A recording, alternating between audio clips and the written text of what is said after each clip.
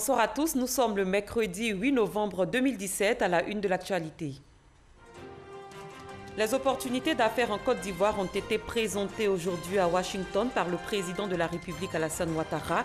C'était au cours d'un panel. Le chef de l'État ivoirien était face à des universitaires, des hommes d'affaires et politiques. Reprise ce mardi du procès du président Laurent Gbagbo et Charles Blé Goudé. Le général de brigade Deto Leto était ce mercredi à son deuxième jour d'audition. L'ancien chef d'État et l'ex-leader de la Galaxie patriotique sont jugés pour crimes de guerre et crimes contre l'humanité. Scène de violence entre un élève et un apprenti de minicar ce mercredi. L'élève a ôté la vie à l'apprenti pour une monnaie de 50 francs. Ce drame est survenu dans la commune de Yopougon. Bienvenue dans cette édition. Un panel a planché aujourd'hui à Washington sur la destination Côte d'Ivoire. À cette occasion, le président de la République, Alassane Ouattara, s'est exprimé sur la sortie de crise et la croissance économique du pays. Une façon pour le chef de l'État de montrer que la Côte d'Ivoire tient aujourd'hui sa place sur la scène internationale.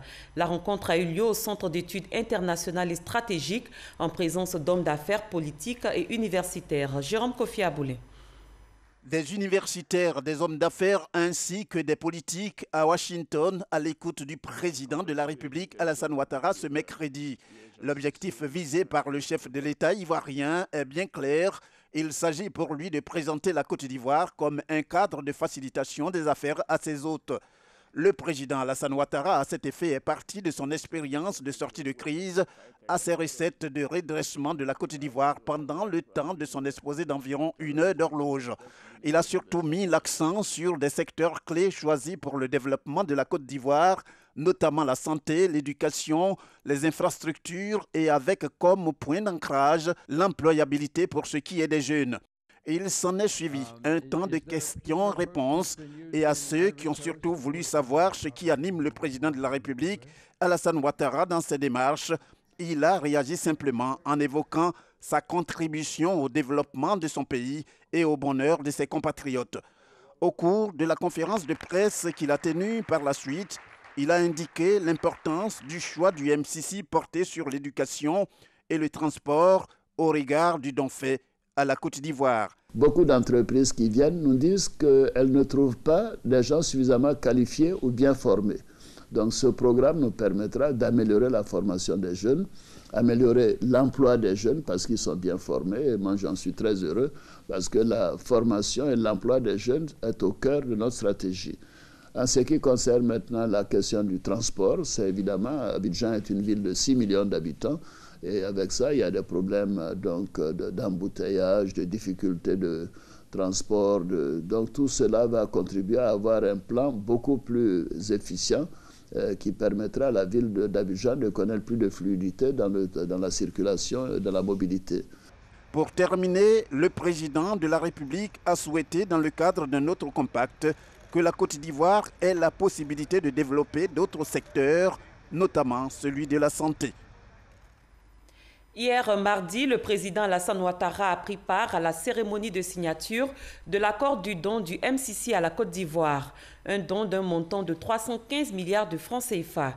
Il va servir à stimuler la croissance économique et à réduire la pauvreté dans le pays en favorisant la stabilité régionale et de nouvelles opportunités d'affaires. On écoute les différentes réactions au terme de cette signature. Cette enveloppe va permettre à la Côte d'Ivoire de bénéficier de la construction de 84 collèges de proximité, de 4 centres de formation professionnelle, de 2 antennes de l'école normale supérieure. En clair, les États-Unis veulent aider la Côte d'Ivoire dans la formation des compétences, dans la formation des ressources humaines, pour que ces ressources humaines-là puissent contribuer efficacement à l'émergence de la Côte d'Ivoire. 2 tiers des sommes qui viennent d'être données à la Côte d'Ivoire vont dans le secteur du transport, principalement pour financer donc, les questions de mobilité, de transport de personnes et de marchandises, financer des infrastructures, notamment dans l'espace portuaire, décongestionner le port d'Abidjan, qui est une porte d'entrée importante pour l'ensemble de la région. Mais également, ce sont des ressources qui sont mises à la disposition de la Côte d'Ivoire du fait de l'importance de la Côte d'Ivoire dans le processus d'intégration régionale, donc en Afrique de l'Ouest. Le secteur privé, nous sommes tous contents de cet accord qui a été signé, parce que d'une part, ça permet de prouver que notre pays est bien gouverné. Vous savez que pour être éligible au MCC, il y a un certain nombre d'indicateurs. Et ces indicateurs ont été atteints, je pense que c'est quelque chose de bon. Et ensuite, sur la nature même du programme qui sera mis en place au niveau du transport et au niveau de la formation professionnelle, on pourra avoir au niveau de la formation une adéquation entre les contenus de programme et les besoins des entreprises. Au niveau des transports, ça permettra de résoudre les coûts de transaction. Je pense que c'est quelque chose pour lequel nous sommes tout à fait heureux. Quelles sont les réalités du programme compact du MCC dont la Côte d'Ivoire est désormais partenaire? Que renferme-t-il? Notre reporter Adama Kone revient sur les fondements de ce programme et le parcours de la Côte d'Ivoire pour décrocher ce partenariat. En admettant la création d'un fonds de développement bilatéral ou Millennium Challenge Corporation, l'administration Bush avait une idée nette: réduire la pauvreté en s'appuyant sur une croissance économique durable. Nous sommes en 2002, mais c'est en janvier 2004, 2 ans après, que le Congrès américain signe l'acte de naissance de cet instrument de développement, avec 3 axes d'observation pour tout pays candidat au programme. 1. La bonne gouvernance dans la gestion des affaires courantes. 2. La création d'un environnement propice à l'émergence du secteur privé. 3.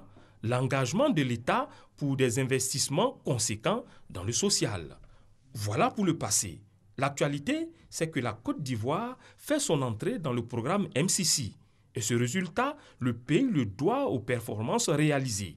D'abord, le MCC a pu observer que le pays a réalisé une croissance moyenne de 9% depuis 2012, avec à la clé la réduction du taux de pauvreté qui est passé de près de 50% à 46%. Sur l'indicateur de gouvernance, le positionnement de la Côte d'Ivoire au dernier classement de l'indice Mo Ibrahim joue en sa faveur. Le dernier rapport de l'Autorité nationale de régulation des marchés publics note par ailleurs une baisse de la corruption. Ensuite, au tableau du climat des affaires, la Côte d'Ivoire s'est engagée dans des réformes qui lui valent de gagner cette année 3 places dans le classement Doing Business de la Banque mondiale. Enfin, au chapitre social, le MCC peut noter la politique de l'école gratuite, les taux évolutifs de réussite aux différents examens, la mise en place récente de filets sociaux et la construction d'un 5e CHU, entre autres.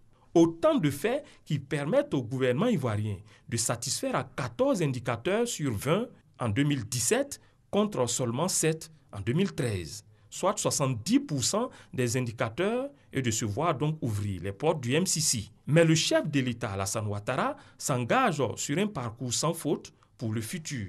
Justement, l'avenir, c'est la capitalisation des acquis du MCC. C'est que avoir le partenariat MCC est une sorte de caution, de bénédiction qu'apportent les États-Unis pour le développement des affaires dans un pays en ayant la lutte contre la pauvreté en point de mire. Un signal fort que les investisseurs étrangers perçoivent bien sur la fertilité économique d'un pays. Il appartient maintenant à la Côte d'Ivoire de capter tous les avantages pour relever les défis sur la route du développement. Le vice-président de la République, Daniel Cablon-Duncan, a reçu hier 2 personnalités. Il s'agit de l'ambassadeur de la République fédérale d'Allemagne, venu parler du prochain sommet Union européenne-Afrique, et l'ambassadeur d'Iran, avec qui le vice-président a abordé les questions de coopération entre la Côte d'Ivoire et l'Iran. Mamadou Kouassi. L'ambassadeur de la République fédérale d'Allemagne chez le vice-président de la République, Daniel Cablon-Duncan. Au centre de cette audience, le prochain sommet Union européenne-Union africaine qui se tiendra ici à Abidjan les 29 et 30 novembre prochains. Le diplomate allemand a rassuré le vice-président de la participation de hautes autorités allemandes, dont la chancelière Angela Merkel. À la veille de ce sommet important de Union africaine, Union européenne, il fallait tirer un peu la somme, ce qu'on a fait, et discuter des défis, des projets de gouvernement et de ce qu'on peut faire, nous, de notre côté, pour coopérer avec vous pour l'obtention, pour la réussite dans vos projets. À court terme, c'est manager, c'est coopérer pour que le sommet soit une réussite. La deuxième délégation reçue par le vice-président est conduite par l'ambassadeur de la République islamique d'Iran.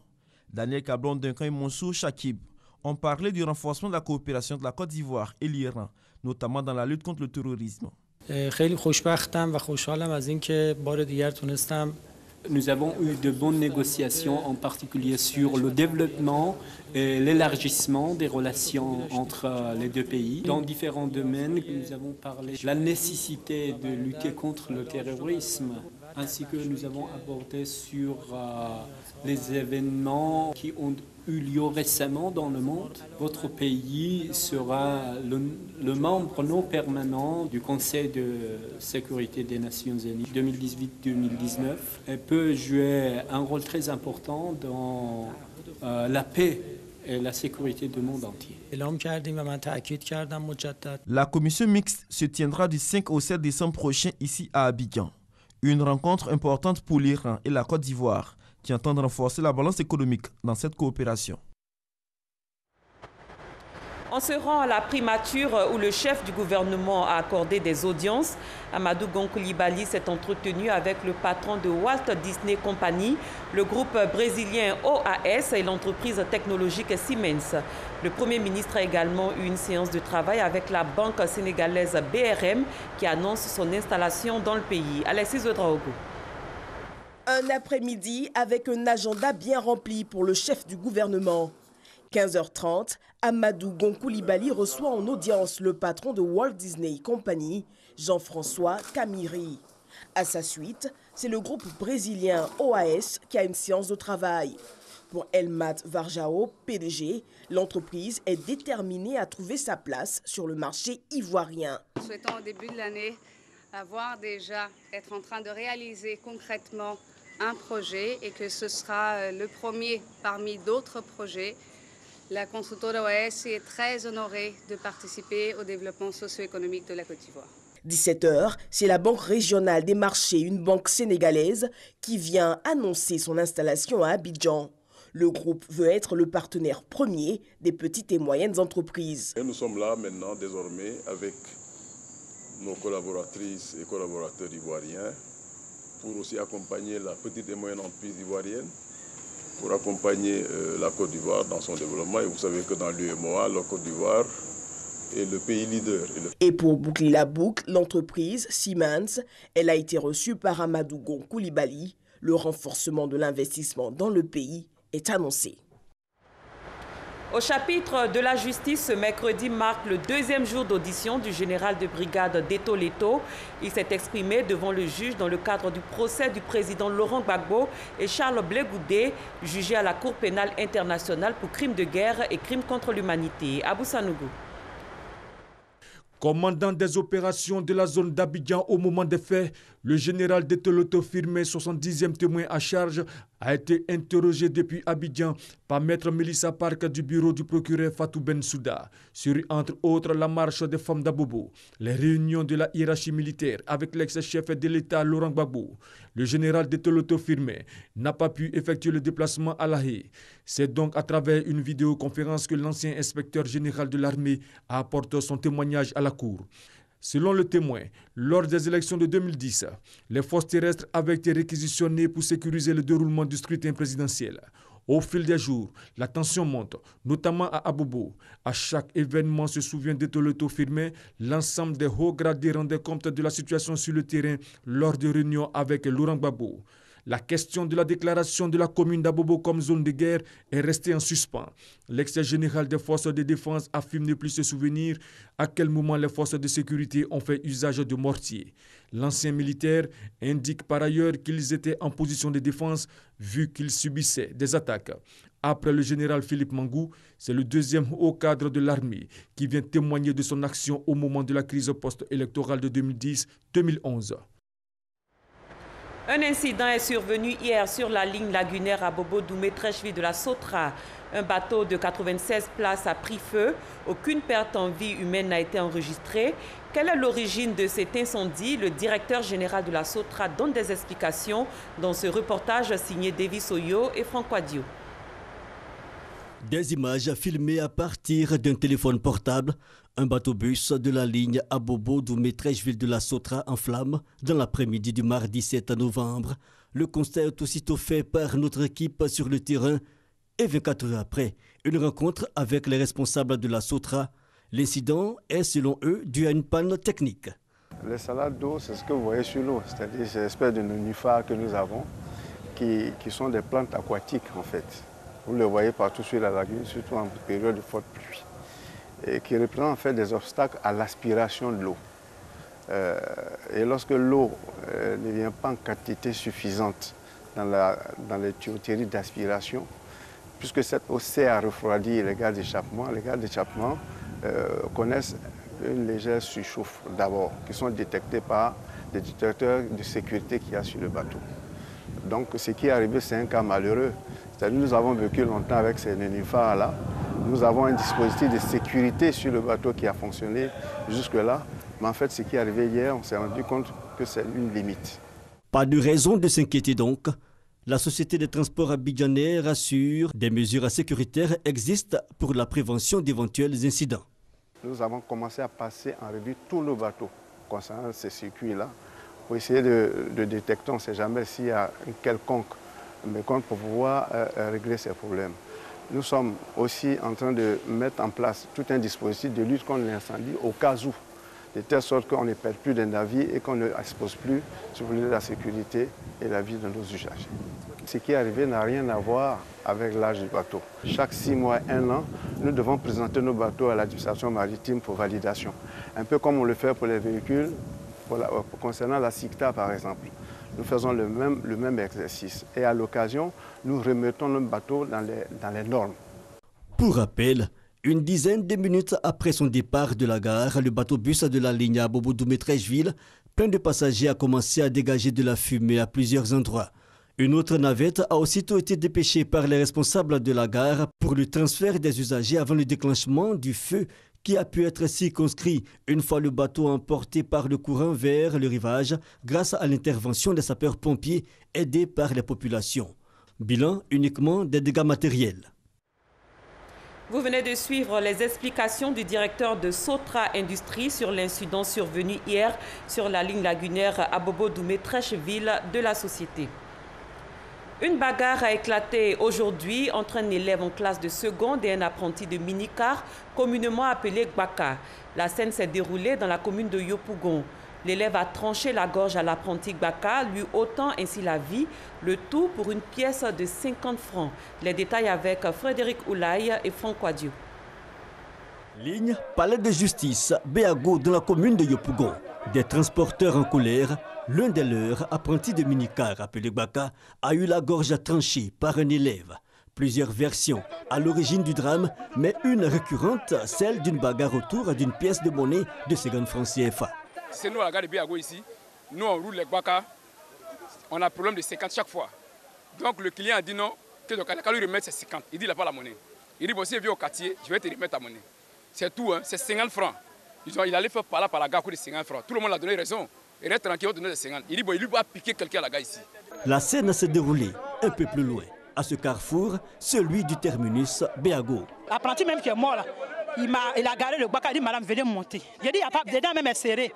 Non, il a dit je ne monte pas. Ma fille qui est enceinte a dit maman on a arrêté, on a monté, il dit il ne monte pas. Gbaka a demandé un monsieur qui a arrêté le Gbaka. Donc quand le monsieur a arrêté, le chauffeur a garé. Je vois un jeune qui a arrêté là. Ça n'a même pas fait 2 minutes même. Hein. La prise sa tête, la coin, vite, j'attends, boum. J'étais paniqué jusqu'à prendre, je tremble. L'élève âgé de 17 ans, en classe de seconde, l'acte commis a pris la fuite. Puis rattrapé par les populations, il a été battu. Grièvement blessé, nous l'avons retrouvé en salle d'urgence au CHU de Yopougon. Il a pu donner les raisons de son acte. J'ai emprunté un taxi pour aller à l'école. J'ai donné 200 francs au taximètre, sachant que le transport coûte 100 francs. Il me dit non, l'essence c'est quand le transport. Mais il lui dit comme moi, je ne sais pas, moi il a l'habitude d'apporter à 100 francs, donc donne-moi avec 100 francs. Il me dit non, allons à la gare. Arrivé à la gare, tous ses amis, ses collègues sont pour lui. Ils sont contre moi. Pourquoi moi j'ai dit c'est 150. Je suis content, mais t'as fait me bagarrer. Jusqu'à moi, mis en bas d'une voiture. Tout le monde en bas d'une voiture, j'ai vu que mon caquet était gâté, mon caquet était froissé. Je suis allé à l'école. Vu que les cours sont déjà terminés, donc je suis revenu à la maison. Et le même jeune homme qui avait caillé contre moi, il a vu en train de balancer. Donc quand il a vu en train de balancer, il a poussé automatiquement la vue du voiture. Et moi, il a couru. Après les soins, l'élève sera transféré à la direction de la police criminelle. Autre chose à présent, dans quelques mois à Abidjan sortira de terre une tour dénommée Tour Café. C'est une initiative de l'Organisation interafricaine de café. Elle a récemment signé un accord portant sur le financement de la construction de cette tour. Cheikh Koni. Cette chaude poignée de main, depuis le 13e étage de la tour E à Abidjan Plateau, marque la fin d'un rêve et le début d'une réalité. Il s'agit de la construction d'une tour dénommée Tour Café, d'un coût de 35 milliards de francs CFA. La pose de la première pierre de cet encrin architectural est prévue pour le 4 décembre prochain. Toute organisation digne de ce nom doit pouvoir avoir sa propre maison. Et depuis des années, l'organisation a fonctionné sans un siège digne de ce nom. Et la signature de cet après-midi constitue effectivement le début de la transformation de l'Organisation interafricaine du café. Cette tour sera bâtie sur un terrain urbain de 6000 m², gracieusement offert par l'État de Côte d'Ivoire à l'organisation. Durée des travaux, 24 mois. L'édifice qui sortira de terre dans la commune de Cocody-Riviera sera un complexe de 2 immeubles connexes respectivement de 15 et 20 niveaux. Un projet qui est très ambitieux. On a vu les premiers montages architecturaux et c'est particulièrement bien défini, bien dessiné, avec une ambition mixte, à la fois de bureaux, mais aussi d'espace commercial, de salles de conférence, d'hôtels. À travers la construction de cet édifice, l'OIAC, forte de 25 pays membres, entend réorganiser la filière afin de booster le volume des exportations mondiales du café à 50% à l'horizon 2020. Ce 8 novembre est dédié à l'urbanisme. À l'occasion de la célébration de cette journée, le Conseil national de l'ordre des urbanistes s'est interrogé sur les bonnes pratiques en matière foncière et immobilière. Serge Koléa. La planification urbaine, c'est le thème choisi par le Conseil de l'Ordre national des urbanistes de Côte d'Ivoire pour marquer cette journée mondiale de l'urbanisme. Pour ces spécialistes de l'aménagement, la forte croissance urbaine constatée en Côte d'Ivoire ces dernières années engendre un désordre généralisé. Pour exemple, Abidjan, la capitale économique, est confrontée à des préoccupations majeures. Entre autres, problèmes de salubrité, problèmes de gestion des déchets et eaux usées, difficultés de mobilité et d'accès aux équipements de base. Résultat, les villes de Côte d'Ivoire se meurent faute d'une réelle politique de planification et de gestion urbaine. Il y a un désordre total. On ne sait pas qu'est-ce qui est voie structurante, on ne sait pas quels sont les centres d'activité. Autrefois, quand vous rentrez dans une ville, vous constatez, on dit ça, c'est le centre urbain. Il est défini par un ensemble d'équipements préalablement définis par le planificateur qu'est l'urbaniste. Au jour d'aujourd'hui, cela n'existe pas. Et vous avez l'obstruction des voies principales. Quand vous avez des activités gênantes, le loi d'une voie de desserte rapide, comment voulez-vous qu'on ait la mobilité urbaine assurée? C'est ça le désordre et c'est ça qui caractérise Abidjan. Abidjan mérite qu'on repense la ville de manière concertée en associant l'ensemble des acteurs, mais sous la responsabilité technique d'urbanistes aguerris. Pour le Conseil de l'Ordre national des urbanistes de Côte d'Ivoire, il faut que les décideurs replacent, comme par le passé, les professionnels au cœur du développement urbain si la Côte d'Ivoire veut atteindre l'objectif ville émergente à l'horizon 2020. Un mot de culture, la fête de l'Igname est célébrée par le peuple Agni-Djuablin. Elle marque la nouvelle année chez ce peuple de l'Est de la Côte d'Ivoire. Cette année, les gardiens de la tradition ont eu des échanges avec les mânes. Ils souhaitent la paix et le développement. Mamadou Kwasi. Une parade des différents chefs de cour dans les rues du village de Tangulan, sous-préfecture du département d'Agni-Bilekro. Ces 6 chefs de cour sont conduits par Nana Atta Brendou III ou encore Pascal Kokou Abina à l'état civil.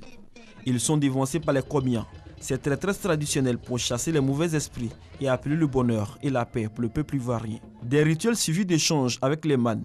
Et pour accompagner cette conversation avec le monde invisible, plusieurs sacrifices sont faits. Des poulets, moutons et ignames cuites offerts au siège sacré symbolisant les différents chefs qui sont succédés à la tête de ce village.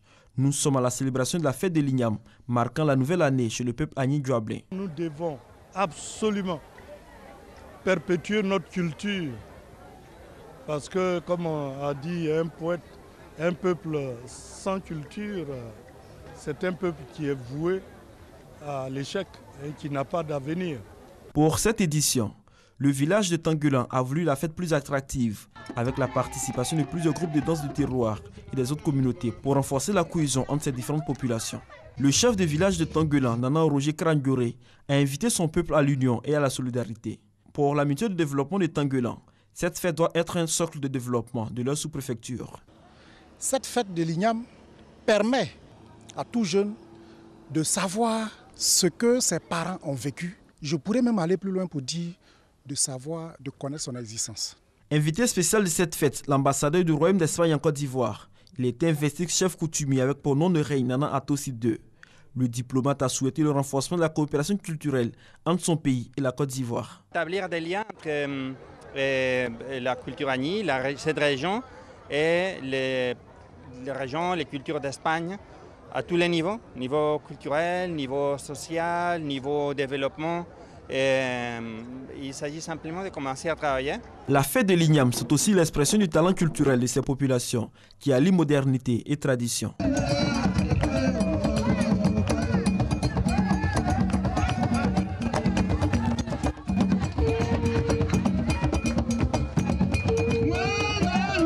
Avant le village de Tangulan, la cour royale à Agni-Bilokro a célébré la fête de l'Ignam en présence de tous les chefs de village et de la reine-mère. Moment pour implorer les mannes pour la paix et le développement de la Côte d'Ivoire.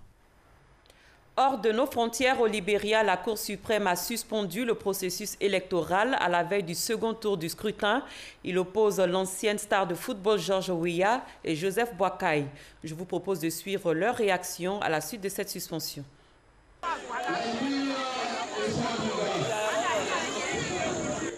Le Libéria est ce que nous avons. Vous avez été paisible, merci beaucoup. Continuez d'être paisible pendant que nous observons le processus. Je veux vous l'assurer. Je dis que la paix du Libéria se trouve entre les mains de la Cour suprême. Nous sommes des Sidiciens, nous sommes prêts à aller au second tour. Le CDC voit l'unité des Libériens, c'est pourquoi nous voulons le changement démocratique pour tous. Beaucoup de gens pensent qu'ils vont perdre leur travail quand nous serons au pouvoir. Personne ne va perdre son travail. Rejoignez-nous pour la prospérité du Libéria. Rejoignez-nous pour l'unité du Libéria, pour le Libéria du peuple et le Libéria de tous. Ensemble, comme une seule personne, Dieu vous bénisse.